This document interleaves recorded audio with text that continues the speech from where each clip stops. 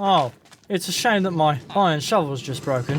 What tragic news. Well, not only have I got another one, but I've also got 37 iron ingots that I've harvested just as a result of having an infinite supply of iron golems. Yes! That's the back of my head. Yes! Hello, and welcome to the video. My name is Argent Sergeant, and this gentleman with the funky facial hair right here is Chinpachi. Looks like we finally made it to episode 6 of Survival Helper, and I've been busy. There have been some changes around here, but not nearly enough to be getting on with. I've made a little cactus farm, I've made a wheat farm, a fairly large one. I've got some sheepies, some cows, some sugarcane, and some pumpkins. Now, let's talk about what you need to do in order to farm each of these. Cacti, dead simple, they're just like trees. You get a lump of cactus, you put it down, eventually it grows, and then after that you can cut it down. If you put them too close together, one of the things that can happen is that they destroy each other. So the trick is to space them nice and far apart so that you don't lose any of the drops. There are more sophisticated ways of making cactus farms, but I will show you this another time. Let's talk about pumpkins. What do we need to do to grow a pumpkin? Well, the first thing you need to do is you need to plant pumpkin seeds. Just like with wheat, you till the ground like this, plant the seeds by right-clicking the tilled ground. The reason why I'm doing this grid formation is because these pumpkin seeds grow into stems like this. Off of the stem grows the pumpkin. So it seems like the most efficient way of doing this is by laying it out in a grid like this. So this stem can grow into any one of these 4 squares, and so on and so forth throughout the grid. It gives the stems as many options as possible. And then as they grow, you literally just run around, breaking them up and collecting them. Wheat's wheat, you just plant the seeds, wait for it to grow, break them up, and drop the seeds down again. To grow sugarcane, it has to be on a dirt block next to water, or a waterlogged block. You can see I've used slabs here. If I break that, that's still a water block, which allows me to have 2 sets of 2 blocks each side, so I can have 4 columns, if you will, of sugarcane. And I can plant them, wait for them to grow, and manually just break them up like this. So why am I accumulating all of these resources? Well, the hint is here in my taskbar. 4 emeralds! Well, that was actually 7. With a reliable supply of sugarcane, you can make loads of paper. With a reliable supply of pumpkins, wheat, and wool, back to the unethical farming practices I see. With all of these resources, you can carry out plenty of villager trades with a view to generating loads of emerald and buying lots of goodies from the villagers, so that you don't expend your valuable resources to get your hands on some goodies. Let me show you what I mean. Now, those clay balls we found in the last episode, we can sell them to this guy, but we can only mine a finite number of them. But you can just buy completed bricks, which means you've got an infinite supply now of brick building blocks. So it's dead simple. I'm converting my infinite wheat farm and my infinite pumpkins and my infinite wool into villager trades, which then I can convert into infinite bricks.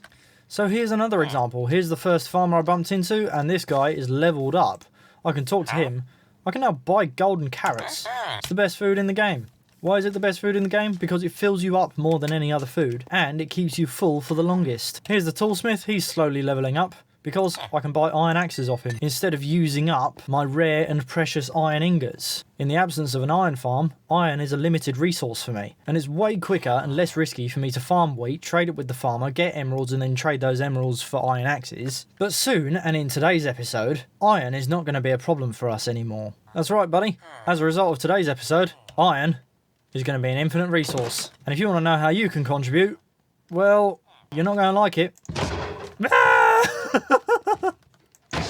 This is one way of farming iron. It's very straightforward, but it's a little bit slow. And as you can see, it's taken a lot of energy out of my axe and a lot of time out of my day. Villagers produce iron golems pretty much infinitely, and they produce them when they see monsters and start panicking that they're gonna die. They produce the iron golems to defend themselves from the monsters. So if we're clever about that and we can expose villagers to monsters under certain parameters, they can then just start producing iron golems en masse. And then all we have to do is kill the iron golems and harvest the ingots. So that's great. The plan today is to build an iron farm, but before that I want to use up some of these 34 levels. I've got to say it, I did a little bit of mining off camera. And when I say a little bit, I mean I have been a busy boy. Now there are a couple of hardships along the way, but I have managed to scrape together enough diamonds and enough obsidian to make a new enchanting table. And that's great news. I also took a considerable amount of time to farm enough leather and enough sugarcane to make plenty of bookshelves to surround the enchanting bench with. I know I could easily just dig out this section and make it a little bit more extravagant, but I think I might have to double whammy it to resolve another problem that I'm facing. This base is hideous. I think it's time we got to work.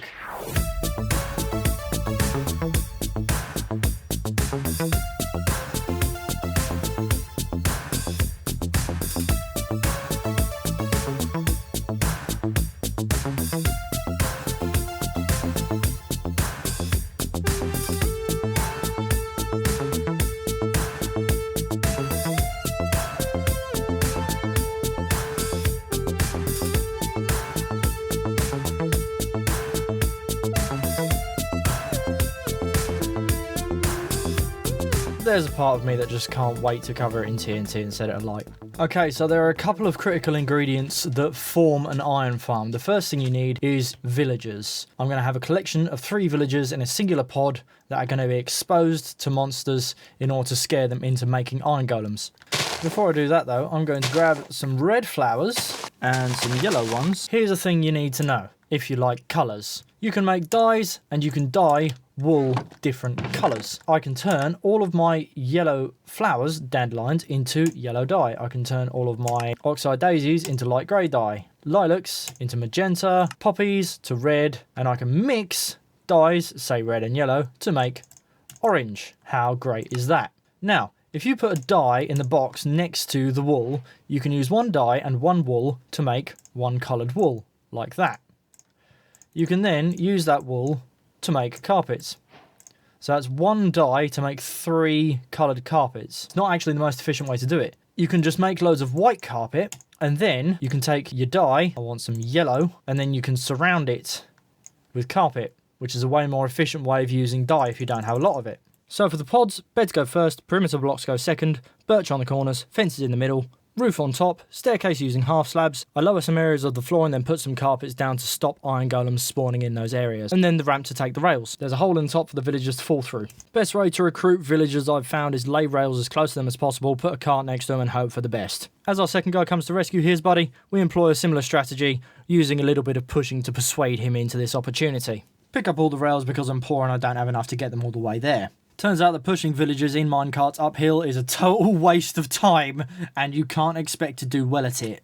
It's like a bad comedy sketch, only it's my actual life. I was much better off going all the way back to my base, taking out my frustrations on an iron golem by beating it in totally fair combat, and running away before another one turned up, harvesting all the rails that I'd left behind at the farm, sharing with you this weird glitch that Replay Mod did, and then running all the way back. You can make a minecart with a furnace by putting a minecart and a furnace in the crafting box at the same time. If you lay that on the rails behind the villagers, take some coal in your hand, right click the minecart with the furnace, it will propel the villagers as far as they need to go. I don't know exactly how far, but it's really, really far. So we just rinse and repeat this process. We break up the rails, we lay some more out in front of us, we get the villagers and the minecart with furnace on it, and then we feed the furnace some more. You may not be able to see at this distance, but there are monsters spawning and I'm getting a little bit twitchy, so I decide that I'm going to run home with my tail between my legs. Now I didn't know this at the time, but I got really lucky here because this zombie was about to turn one of my guys into lunch. Thankfully he despawned just in the nick of time, but that's not to say I wasn't facing my own problems. Oh god, what fresh hell is this?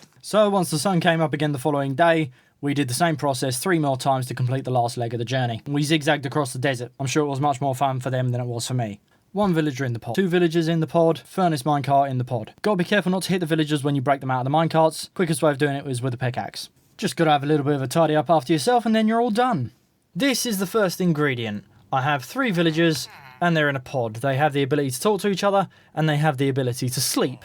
They don't need to have trades, but they can if you want them to. What's next? Well, the next thing I'm going to need to do, I'm going to need to capture a zombie.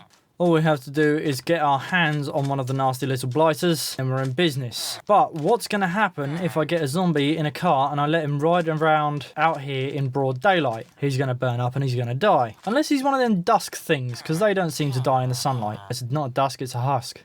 In any case, I'm going to need to get a roof on this entire thing in order to make sure that our zombie doesn't die. So let's work on making some adaptations to this roof. Okay, so I've got the villagers in their pod and now I have a track for my zombie to sit in. He's going to start off down at the bottom here. I'm going to have a powered rail on a powered block. I'm going to come up here, Gonna wiggle wobble all the way around here in full view of these guys so that they absolutely pee their pants. And so they get all stressed out and they summon an iron golem. And that iron golem will spawn probably anywhere on the sand here except for this little spot in there. That's when I will start troubleshooting my spawns and laying down extra carpets to ensure that the iron golem doesn't come and kill my zombie. Another fail-safe I'll have in place is to have all of this fenced off with a couple of layers so that the iron golem can't get to my guy. Okay, powered rails. I need gold ingots, I need redstone, and I need sticks, and the pattern is that. Is 6 going to be enough? It's going to have to be because I don't have the resources for any more than that. I need redstone dust and sticks to make redstone torches. First trial of whether or not this system actually works. Pop this here, jump in, down to the bottom, reverses me, straight up, round in front of the guys, and back down again. So, I need a cart there, and I need to find a zombie to put in it. When I've got that zombie, there's something I'm going to need to do to it to ensure that it doesn't despawn. I think I might have to give it a name tag, which puts me in a bit of a predicament because it means I need a librarian, because a librarian can give me a name tag to prevent a monster from despawning. And this guy's just a cartographer, you and your monocle. So, I'm going to grab book, timber slabs, so bookshelf, and then lectern. Boom. Anybody want to be a librarian? No? Alright, fine. Suppose I'll just have to go and ask one of the other guys. Yes! I've got a librarian. Fantastic. What's that? Feather falling 1? Don't want it. Here's a clever thing you can do with librarians. You break their workstation, he stops being a librarian. How can this keep happening to lovely me? And then... oh, get out of my way. Get out of the way. Now somebody else become a librarian. What do we got this time? And buy bookshelves. I don't want to buy bookshelves. Because I haven't done a trade with him, his trades aren't locked in. So you can keep breaking the workstation before they permanently become that trader. Mods. Sorry. Fire aspect 1. And he doesn't want to trade with me because I punched him. Efficiency 5. You know, I'll take efficiency 5. Fine, you've got yourself a deal. Now, buy paper from him. Okay, he doesn't want to do any trading with me until tomorrow, so now I have to get myself out of here without letting these guys escape. Now, something I think happened is that when I punched that guy earlier, he wasn't too impressed, and as a result, he spawned this iron golem. I can't see that it could have been anybody else nearby who did it, or for any other reason. So I'm going to make one of my little towers here, and make an iron farm in the interim. We have an unexpected guest. Looks like we got one. I don't know whether or not it'll do the job, but once you're in the system, we'll see how you get on, me old bean. Okay, they seem to panic at that. Is there an iron golem? We got one. Can he get to our guy? He can't get to him. I don't know if he can walk through that gap. I don't think he can. Yep, villagers are having a panic attack. Iron golem can't do nothing about it. Okay, fantastic. So, we have the next ingredient of the iron farm live. We have the zombie rolling around in the system. With a little bit more villager trading, I should be able to get a name tag for this guy to prevent him from despawning.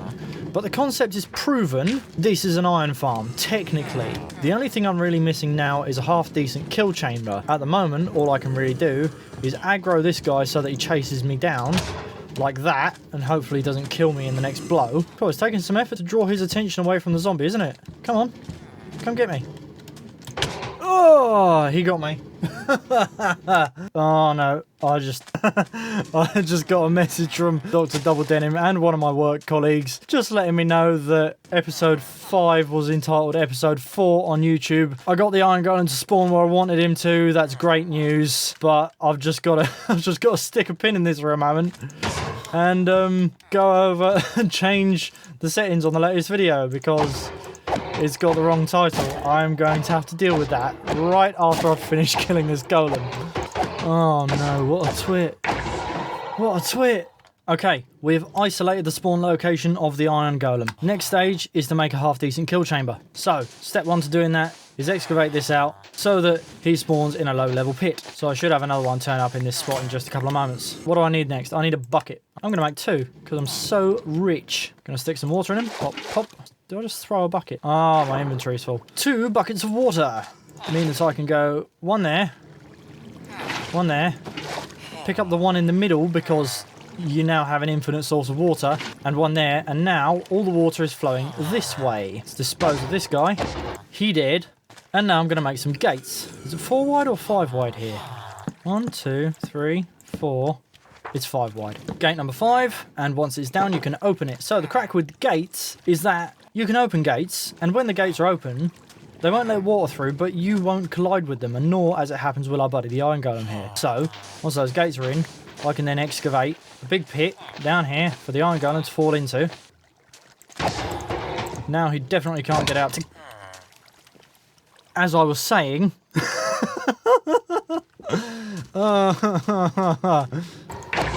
Right, so I need to dig this hole nice and deep so that the iron golem spawns onto the platform in front of us and then immediately falls straight down. Chances are what will happen for the time being is that he will spawn in the bottom of this pit. If he doesn't, he should spawn up there and the water should just send him over the edge. So, why is the hole so deep? Basically what happens is that villagers won't create an iron golem if they can already detect that one is nearby. So what you need to do is you either need to kill or remove the iron golem from the area as quickly as possible in order to ensure that you get continuous spawns. Now the fact that we're this far down and we haven't had another iron golem come up yet, or rather come down, tells me that we're not far enough away from the villagers for iron golems to keep spawning. So we're going to go down a few more levels. I can hear a squeaking noise and that tells me that there's a bat nearby, which tells me that there's a cavern nearby. So I hope we don't have to run into it. We ran into it. We ran straight into it. We couldn't have run any more into it. Oh, you know what? This can work to our advantage. We have daylight. Beautiful. Okay, so I've closed off this cavern from the dangerous areas, and now I want it so that wherever the iron golem lands down here, he gets funneled into a little spot that kills him. Can't help but feel like it's been a while since I've had an iron golem come down here. I need to find out what's going on. No zombie, no minecart. An iron golem spawned down here. Did you see? Oh, yeah. Iron golem spawned down here. That's what the poppies and the iron that I just picked up were. But back to the kill chamber, let's talk about what I'm doing here. These things in my hands are hoppers. For a hopper to send items into this chest, I need to shift click and right click the back of the chest so that the hopper points into the back of the chest. Then I can throw items into it and those items will be moved into the chest and I'll be able to take them out. You'll see how I'm crouching as I place the rest of these, and also I'm doing another couple of test runs to make sure that the hoppers are leading into each other and finally into the output chest where I then collect all my gear. Quick visit to the lava pool to grab a couple of buckets of lava so I can take these stairs and put them across here. Here's some signs. I want a sign there. I don't want anything written on it. I want a sign there. Sign. And now, if I shift, well actually I can just place that against there. If I right click that, nothing happens with it. If I shift and then right click, it places another one on its face, spacing it away from it in midair. Shift, right click, place, done. And now if I take some more andesite, I'll put a bit there and a bit there, and hopefully I can be clever about this and also go 1, 2, 3, and this won't go horribly wrong for me and result in my death. Get a lava bucket, put that there, and it should flow across like that. There we go. So it doesn't reach all the way across, which I'm going to need to do something about. So instead I'm going to put it there. Brilliant. There it is. That is a lava blade. So if I get rid of that block, that block, that block, and that block, an iron golem who's taller than I am will come along here, and its head will get burnt by the lava, but the lava won't destroy the iron that drops out of it, and it will instead fall straight into these hoppers and into the chest. And that is our iron golem kill chamber. It got a little bit complicated there, but we need to stick a new zombie in it and get it working. So I stepped out into nightlife to find an exotic looking man with green skin and funky trousers, and I was not disappointed. So I lured him over to my own farm and we did a little dance, and I discovered that he wasn't keen to step on the rails. So I decided to invite him into my personal space, and right when his guard was at its lowest, I hit him with the minecart. Now there were some other people out and about trying to get some of my attention, but unfortunately Saul Hawkins had all of it tonight. So I battered away his competition, gave him a little push, went to bed, waited for the sun to rise, and then got him back in the system. There was one more thing I wanted to do to the farm in order to ensure that I could carry out my 1 hour test with no risk of iron golems escaping. The time is 21:03 PM and I've made a little hut to hide in while I leave the game alone for an hour. See you in a moment. Okay, time is 22:03 and the iron farm is still going. Yes, I'm very pleased about this. Let's see what our rates are. It's been exactly an hour So let's call that 128, 148, 151. It's 150 iron ingots an hour. I did a little bit of cheating because I slept halfway through that time. However, that's pretty pleasing. Well, I suppose that's all there is to it today. It looks a little bit more complicated than it really is, but basically the main ingredients are as I've described in the video here. You need a monster going around in a carousel, you need a little pod with some villagers trapped in it, and you need a spot for your iron golems to spawn on, and then you need a kill chamber. And that is definitely all that we've had time for in Survival Helper 6. Thanks very much for coming along. I've been Argent Sergeant, and you've been fantastic. See you in the next one. Bye bye!